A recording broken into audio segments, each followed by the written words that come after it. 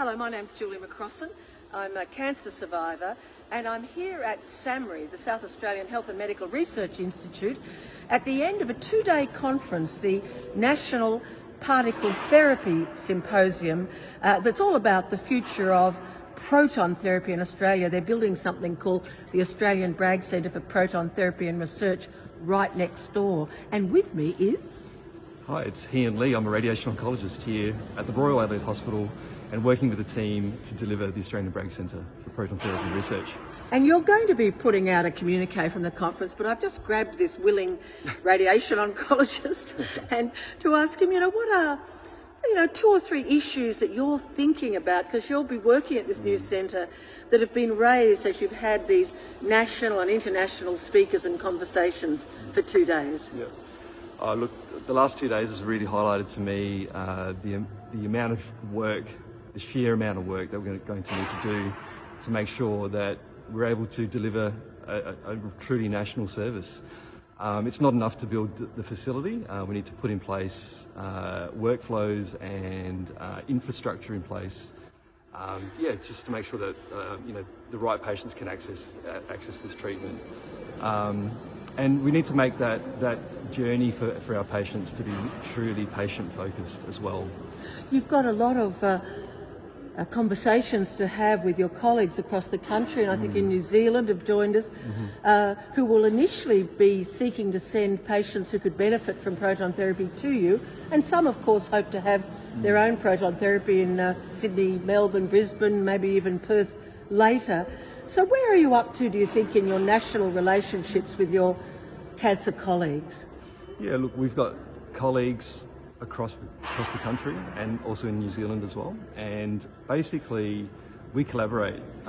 We have an open dialogue with all potential referrers, and when I say referrers I mean patients who might be eligible for proton therapy where we're not quite sure, and through our comparative planning program that we've got here in Adelaide, we can sometimes put together an argument or some objective, information to help inform that clinical decision. We're really open when it comes to that, and if you're someone in Brisbane and you've got a patient that might benefit from proton therapy, please do just type us an email, ring us up on the phone, and we'll be happy to help wherever we can. And I got the impression today at your comparative planning workshop that all different people were giving their comparative plans with conventional radiation or proton radiation for the same patient. There were some quite significant variations in all the recommendations. So Correct. You're working on some unified protocols for the future?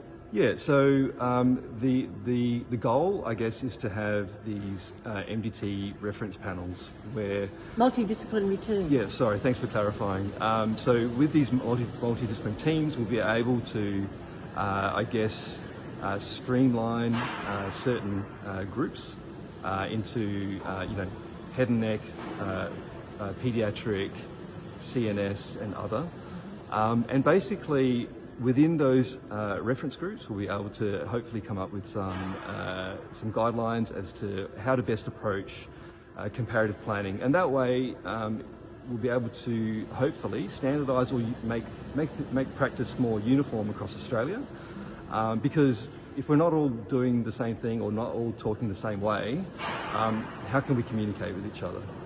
Look, just finally, there was also an announcement around access to Medicare, and can you give us a sense of who you've got Medicare funding for and the broader group that you hope to get access to Medicare funding for this kind of treatment in the future? Sure, thanks for bringing that up, Julie. I mean, we were super excited when we got our Medicare application for proton therapy reimbursement through. That came through last year.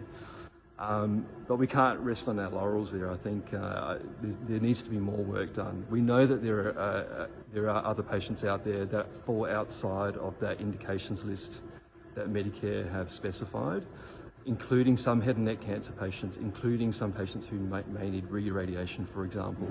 That's just the tip of the iceberg.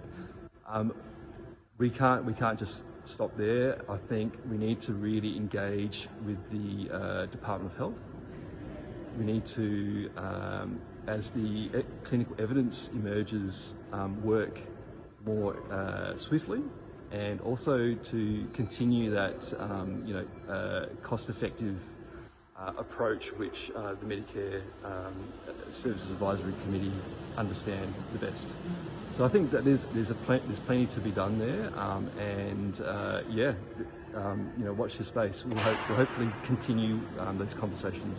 And I just want to acknowledge that this gentleman and the other clinicians who've been here today are all working clinicians working with patients, and this is something they're working on together, and in order to get access in Australia to a treatment that will make a significant difference to some cancer patients. At the moment, Australians who really need this kind of proton therapy have to travel overseas. So I just want to say, from a patient and family point of view, thank you for all the work you're putting into it.